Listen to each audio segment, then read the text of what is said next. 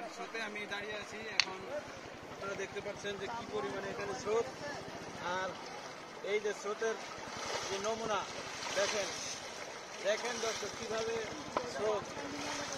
আশা করি সবাই ভালো লাগবে।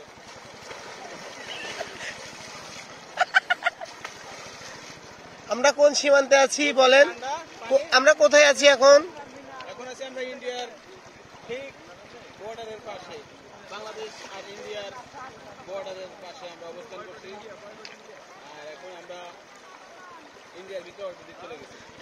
ইন্ডিয়াতে আমরা কি করব, কি করার জন্য আসছি আমরা এখানে? ইন্ডিয়াকে আমরা প্রতিহত করার জন্য এসেছি। আচ্ছা, বাংলাদেশ জিন্দাবাদ। জিন্দাবাদ।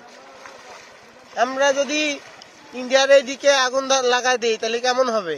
সবাই ভালো থাকবেন, আর এই যে স্রোত উপভোগ করবেন, চলে আসবেন, সবাই চলে আসবেন সিলেট জাফলং এসে এখানে একটু উপভোগ করবেন এবং স্রোতের মাধুর্যতা গ্রহণ করবেন। প্রচুর ঠান্ডা।